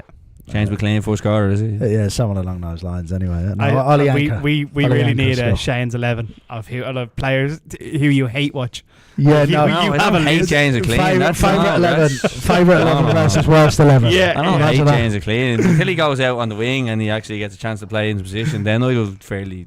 But it's more about Tiernan Lynch than him. Yeah, a lot of calls have been playing fullback. They were saying they should be playing fullback, but I don't agree with that either. But the problem with James McLean is after the Rovers game, everyone was like, this player's unbelievable, he's going to come in midfield, and I was like, lads, this is nonsense. Like, to be fair to Roddy Collins, he must have heard me because I said it first. Yeah. Roddy didn't pull any punches either. No, absolutely not. Look, let's go to United Park, lads. Pyro Gate, as it was last week for the Drogheda boys. They battled well at Oriel, I think. Do you feel like it would be same again against Shels? They'll be battling away? I always think Drogs away is a really tough game every year for everyone. You used to have a tough time up there as well, though. I remember we've beat them once in 8 games or something. Yeah. Tough time against them, full stop. Yeah. And the one that you beat them, was that the one these were 2-0 down or 2-1 down last day of the season for Europe, wasn't it? And you came back 4-2. Was that one? Yeah, I don't know. When we beat them 6-0, we beat them 6-0 in the game, but I don't know if that was before it. Yeah, I think Sean Boyd might have scored, but I think it might have been a 6-0 game. The last one I remember is anyway was the game for Europe. Moylan, 4-2. Sorry, yeah. But like, we have a hard time up there. You have a tough time up there. I just feel like whenever you go up the Drogheda, it's a tough game. I don't know many sides that have it easy there, like, to be honest with you. I don't know. I went to see them twice last year play Rovers twice at home in 2 different games. Now Rovers won both of the games, but tight. It wasn't like a blowout by any stretch. Like, I mean, one of the games, they 2 scaldiest goals in the world from Rovers to win a 2-1, but no one has an easy time on the Drogheda. So that's a tough game for you this weekend. And they battled really well at Oriel, actually. They were under the cosh there. aside from the pyro, the atmosphere was actually pretty good from the Drogheda fans. So I would say all game, I'd say their supporters made some really good noise. Yeah. You could probably hear them a little bit more than Dundalk fans at times as well. Dundalk fans are pretty noisy themselves, but good. They were on their side, but also I'd say that the team actually battled well. They were under the cosh. They didn't have much of the ball, but they battled well. And Big Kev made 5 changes against Dundalk, and all 5 of them made an impact. I thought Kieran Cruz come on at left back, looked good. He put Kareem up top, looked tasty. I know Fat Dave said he wasn't too keen on Kareem, but who was their first game again? They played Dundalk, they played Waterford, and did they have another game, or was that called off? Yeah, no, they play. I can't remember now. It was Galway. They beat Galway. Galway, that's it. Yeah, Brian Brennan cushioned it down for. Yeah, I'm trying to think of the start of their season, like, because they've had a good start of the year. They haven't lost. No, I seen the best player in the league was taken off, or the best midfielder was taken off. So shout out to Fat Dave for that. Eden O'Brien was taken off. He didn't have a great game in fairness. Did he not? After 2 games, he's the best player in the world. Yeah. I want you to clip this up. He said, he's 1-0 down to that one. So Shane, you want to say something down the camera lens? No, he's had enough stick, I'd say, this week. So we'll leave him. You just give him a bit of a. What did you make of the goal, Shane? The equaliser. Oh, we do that for Drogheda or Dundalk? This is whichever you want. Yeah, we Drogheda, I guess. So Drogheta's equaliser. We must be the only one in Ireland that thinks it's a clear foul. Yeah, but that's because you're a keeper. Well, we'll say that we'll save that for Dundalk, and Connor Cairns will give him a shout. Oh, you're a keeper? I didn't know that. Yeah, that's what it is. Never. It's a foul, and he touches his hands. It's a clear foul. And everyone's like, Connor. I thought it was just the love for Connor Cairns coming out or something. No, it's a foul. Like, you can't touch the goalkeeper's hands. Like, Keely jumps up with his arms. Like, before he even head the ball, he's miles away in the ball. He shouldn't even get there. He goes to head it. It doesn't even hit. He comes off his shoulder, and he touches his hands. Like, you can't touch a goalkeeper's hands. You're trying to catch the ball. Like, whether Connor should catch it or should realise, right, I'm actually not going to catch it, so I should punch it. But the foul, like, it's like similar to a nudge in the back. Like, the nudge in the back doesn't have to be a big huge push. Like, it just needs to be, as someone's jumping, a little tip, and it's a foul. Similar. I won't bring up Sunday, but that's what happened. As well, like. But yeah, so I think it's a clear foul. Like, Keely fully knows what he's doing. Watch it back. His hands goes up in the air miles before he's even getting there, and he doesn't even head the ball. Never in a month for Sundays is that a foul for me. Ever. Never ever. If we start goalkeepers union, we start giving those kind of fouls, we may as well make it a non-contact sport. The goalkeeper can only catch the ball with his hands. He's got an advantage. He can use his hands. Yeah, but you can't touch them though. You can't touch a goalkeeper's arms.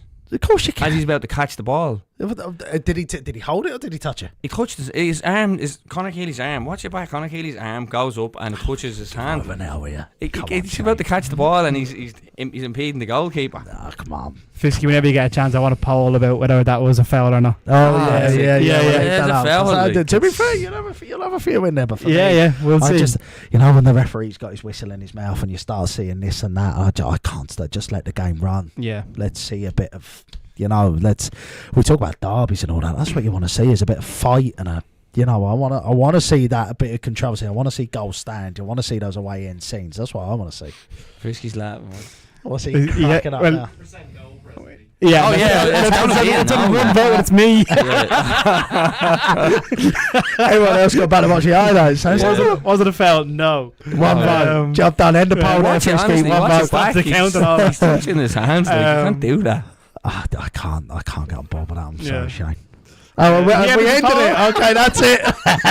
He ended the poll. That's it. One vote. 100% no. Job done. Fair enough. Yeah. There we go. Keith's coming in. He said never a foul on Kearns. Punch it is what he said. A message. Yeah, it was too late. Instagram here. It was too late to punch it. Yeah. He went. It was a floater. The ball was a floater, so he was clearly going to catch the ball. It was a clear floater. If he had dropped it, I'd say, right, like Ed McGinty, that's crap. Yeah. But he can only catch the ball. Like, it's a clear floater. Like, it's not whipped in. It's hung up in the air about 10 minutes. Yeah. That's why Keely's able to get there, because the ball is like so high. But he goes with his arm. It's a clear foul, and I'm standing on it. Fair play to you, Shane. Fair play to you. As a man who stands by his word, fair play to you. Then we talk about the other side then, I suppose. Shels, Shane, do you want to take the floor on that one? Yeah. Yeah, well, look, this game we'll have to show the fight, because Dundalk or Drogheda will doing that again. Dave will be fuming. Dave will be fuming. Drogheda are going to bring out the fight. I think they'll probably have a bit more of a crack than Galway did, especially being at home, so that might help us. But yeah, look, we weren't good last week. There's no point in even trying to hide that. Like, is that the title aspirations out the window? Not because of the result, but like with the injuries. Yeah, where's Meebo? Which is also something that the whole league needs to do. Like, if I don't know, no one knows where Meebo is. Like, so it's not just about something that the league needs to do is inform. If something serious is going on, like, no one knows if it's an injury, if it's the fallout from the deal. Like, if he's injured, then just let us know he's injured. Like, it's the same with Casey and Barrett. Like, the rumours going around on Twitter today is that they're injured for a long time. Casey's a huge loss. Yeah, he was unbelievable before he went off. It's a weird one. Like, I know what you're saying about wanting to be informed, but there's also to some degree they don't want to be revealing information that, like, as well. It's an awkward one. Yeah, like, I get that for like a tweak or something that might make it. But yeah, if he's gone for this for 3 months or whatever. Yeah, exactly. Like, you know what I mean? That's all. Like, if it's a tweak, fair enough. But I don't know if it is. I don't know what Meebo is. He's such a big player. I love him. A lot of people slag him in the league, but I like him too. We missed him. We missed his pace up front. Yeah. He just stretches teams. You would have given Jarvis more space. Yeah. I like him too. How's your backline look if you lose that? Obviously, you lose those 2 big players. Do you have the cover in there for them at the moment? Yeah, Sam Bowen, to be fair, came in, and I like Sam Bowen. He just can't stay fit. Yeah, if he could stay fit, he'd be good. He's never really put a foot wrong, and you could even see in the highlights he intercepts that ball lovely, picks out a pass. He's 2-footed. He's left and right footed, which is huge addition as a strike or as a centre half to have. Like, Cammy as well. And he was good, solid. Centre halves, we got Valentino Rossi in, signed him. I know it's his name, but I don't know what his first name is. I'm just going to call him that. Fisky. We got Rossi in off Cambridge, wasn't it? Cambridge, yeah. He actually played a few games this season, 21 games or something. But look, it's going to be a hard. I think Boyd might start. I'd probably start Sean Boyd just to cover. That makes sense. Just to cover Conor Keeley. Like, we're going to dominate the ball. Probably these are going to come at us. Player. So just don't give them a gift of a header. That's the thing though. Like, you're losing such a presence at the back, both of your starting centre halves essentially, and then you have the likes of Conor Keeley down running at you for corners. Like, who's taking them? You're hoping Sean Boyd, but like, you're losing centre halves. That's Sean Boyd will take him 100%. Yeah. He's, as Duffy you say, he's the best like little 6 in that space in the league or whatever for defending set pieces. Like, so you'd like to think he'd be alright for him. Like, I'd probably play him. You'd have to. Score going to be, lads? I think it's a draw, this one. I don't see either team running away with it. I think 1-all, I'm going to say. What I think of it, my son actually said, which is quite funny, he said to me in the car on the way home, he's like, Daddy, Will Jarvis, he could only play 60 minutes. It's quite good. He's like, why did he not play 30 to 90 instead of playing 0 to 60? Because when Galway got tired, we needed him. When he went off, he had no creativity. Yeah. And I was like, you know what, Pal, he's only 8. I was like, that's quite smart. Like, we didn't need him in the first half because they were fully Imagine fit. the Canaan though, you'd get the manager if he took a player off after 30 minutes just for a tactical substitution. Will Jarvis is so good that when we lost him, we didn't look like we were going to score. Your young lad's going to be no Pep. Yeah, I thought I've never heard of it, but I thought, no, actually that makes more sense. The scoreline is going to be... He's reinventing the wheel. It's hard to play back as a 1-all. Yeah, I just think it's a tough game. I'd like... Yeah. Even when I say 1-all, like, that's not a dig at Shels or anything like that. It's just I think that's a really tough game. Well, 2 on drugs. That's what I reckon. 2 on drugs? Yeah, I do. This has 0-all written all over. Not a bad call. Not a bad call. Yeah. Probably not a bad call, but I think I back drugs for that one. I thought they showed a little bit of bite. Yeah, and I think that might be sorry, Shane. That's alright. That might be enough to carry him over the line. Yeah, Shane, you just seem a bit defeated since the injuries. It's hard and news. I'm a bit deflated coming in here. It's not the injuries have probably hard a little bit. Yeah. Normally come out fighting, Shane. No, I can't. The only thing you've had to get your team into is Adam Brennan and Conor Kearns. That's it so far. 2 weeks. You want to sit beside the tech desk? Sit in obscurity over there, Everyone, he's sending your sympathies for Shane now. Yeah, and you'll never see them either because it's not working. It's been a good night, lads. We literally talking to ourselves in here. Yeah, because if anyone's just come in, the chat box hasn't worked all night for some reason. Yeah. No matter who sends messages in, they're just vanishing into the ether. So, one more game to cover off, lads. Pats have got off to an absolutely stinking start. It's fair to say, no goal so far. Look, they both played Rovers in their last game as well, and I'd say that the performances were completely different to one another. Fat Dave obviously wasn't impressed with Pats, and that form's continued. What have you got to say on the Shane? Sorry, just to go across real quick. Just on paper, I've never seen a less interested looking game in my life. Like that looks like a diabolical fixture. I feel like Fat Dave's sitting next to me still. Playing that Dundalk and Pats all round the world. That fixture just does not look entertaining. On paper. I think Dundalk. Keep watching us, lads. I think Dundalk are going to go after it. Yeah, I think they will as well. I'm going to follow on Fat Dave after watching the Rovers game. Pats were terrible. They were terrible against Rovers. So poor. Yeah, they were. No, they were. They were absolutely atrocious. And I don't know where they go. James really. Brown's a big signing. Yeah, good business, and I think maybe signing. I'm probably being a bit harsh. Darren Nugent and all that. I've got to bed in a little bit as well. You know, they're going for a little bit of something different, and as soon as Kenny gets it right, I think they'll be flying. Well, I think they have to get it right in that game. They haven't looked anything special in their 2 games so far. Dundalk have obviously impressed a lot. To me, that screams a nil all. I don't see anything really happening. Pats can't afford not to score. But and I don't think Dundalk won't score. I think when they're no, look now, this game's going to end. No, Pats can't afford not to. 3-1 Dundalk. 3-1 Dundalk. Yeah, that's some shit. Defensively suspect at the moment, Pats. Bleed now, Fisky. That's a shout. That's a shout. What are you saying, Shane? I think he has to get rid of the shape. That shape's not working. They've traded the back nonsense. They don't have Matt or Keena in yet either as well, which is tough. Keena played, yeah. He played twice. Is he not? He's injured again. That's what I was trying to say, yeah. Well, it's just, you sign an injury-prone player, that's what happens. Like. Yeah. You know, he's injured. Like, you can't moan about that. Like, all in case you get an injured 23-year-old, if he's out for a long season, that's unlucky. Yeah. Paddy Barrett, probably not really unlucky. Yeah. But, yeah, if you sign an injury-prone player, you can't Forrester's got to start getting inside, isn't he? I mean, is he playing? Was he on the bench? He didn't play against Bowes. He didn't start last week either against Rovers. I don't know if he came on. No, well, if he did, he didn't. He was only a bit part. You know, got to get him back in the side. It doesn't matter how old he is, getting back out there because it's hard to back. It's hard to fancy Pats, but I don't see a goal in that game. I really don't. I don't think they'll win. Yeah, I think they'll score, but I don't think they'll win. What are you saying?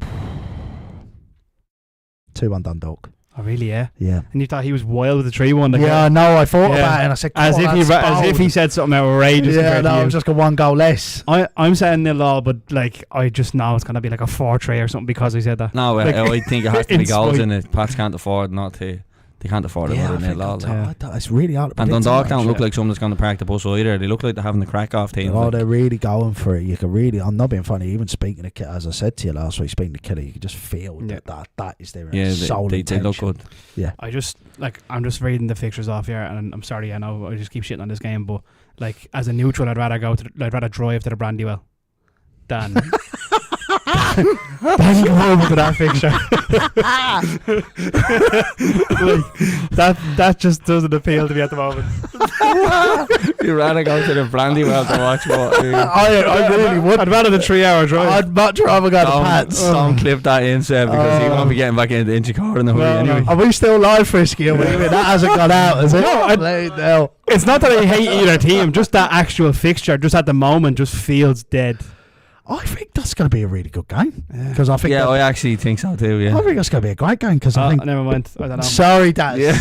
Maybe it's. Do you know what it is? It's Fat Dave getting in my head about Pats. I think that's it. I'm just reading the word Pats. Law of averages say they have to. Yeah. They have to do something. Like. He left his aura in this sea, and now I'm looking at it going Dundalk and Pats. I can't get behind it. So I'm just speaking for Fat Dave here. That's what I'm doing. I think the away end's going to be bouncing. Yeah. I think the Pats fans are going to be on there. But that's one of the places where I'd say Daily Mount's one of those as well. Daily Mount and Inchicore, when things aren't going right, my word, the fans ain't happy about it and they're going to let you down, you know, and I think that's one of those spots. He's silent over. He can't agree with you on that one. He has no, to say of course. It's the only time he's gone quiet about this game. So I'm just saying, if I see a goal go in that game, I'm muting my phone on Friday. After 30 seconds. After 30 seconds, it's 1-0. I don't want clips from you, Shane. I don't want to know about it. Just don't text me. He'll be turning around on the M1 to come back from Derry. That's what it'll be. He'll be saying, been the wrong game, lads. Spin back. James McLean for 4 hours and he's stopping. Alright, so you've gone 0-0. I've gone 2-1 Dundalk. I think I'm wrong on that. Fisky's gone 3-1. What do you reckon? No, I think Pats have to do something, so I'll go 2-1 to Pats. 200. See, that's probably more. That's just law of averages rather than football talk. Fisky, just put up a poll and just ask if my take is ridiculous. With their players, I just need to know. What, you'd rather drive to Derry than go? No, not that. I just mean that I don't see this game being anything special. That's all I'm saying. No, it's not a wild take, but I just think Pats have to score. Yeah, they have to do something. The fans won't take it. They'll go for hell for leather and leave themselves genuinely open. At the moment, I'd be more excited to watch Dundalk play than I would Pats by a stretch. Like, I'm not disagreeing with that, but I'm just saying when they have to go for it, they can't afford not to be exciting. So they'll obviously concede goals because they're trying to score goals. Yeah, which then we'll open them up. Like that's exactly what. That's how entry one. I think that's why it'd be quite. I think that's why I'd be interested. I think if you're speaking about from a performance perspective and you're thinking of Pats, no, you wouldn't want to watch that. But I think that's part of the charm of this game, to be honest with you. Yeah.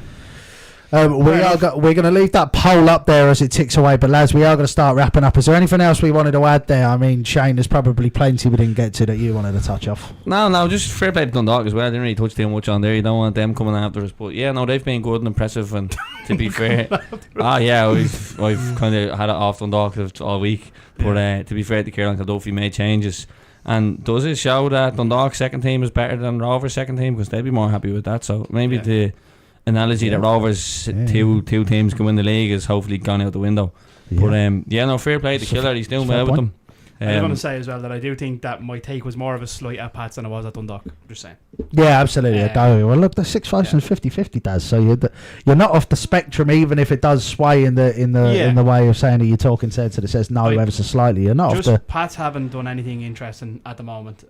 This is their chance to do it, but on paper, it doesn't look like an interesting game to me, but Dundalk would be who I'd be more interested in watching than the others. Yeah, look, I think Dundalk's press has been impressive. I like the fact that if they can keep it up, they'll be doing all right. And I think if they don't get injuries, I think they have pace up front. The strikers are good. If Kenny, Ruby, and Danny Mullen, they're decent. Even Ruby's tasty. I like Ruby caused Rovers a bit of problems, and he could have scored. He was good against Derry. He was good against Drogheda. He had a big miss. Was it the Drogheda game or he had a big miss? Rovers. Or was the Rovers game? He missed it against Rovers. Yeah, it was, but he looks dangerous. You stick him in the box and he's going to take 1 in 3 or whatnot. He's going to he'll convert them. And then he had that finish then against Jogs as well, which I thought initially looked like a bit of a deflection, but it was actually he flicks it on. They keep the squad fit. If they keep the squad fit, they'll be all right. But I think he knew Bucco was going to send it wide, so he had to throw a leg out there. Here we go. He was like, "This isn't going in." I think it'll be slightly thin. I think if they get a couple of injuries, they could be in a little bit. And J.R. Wilson's been deadly as well, to be fair. He has.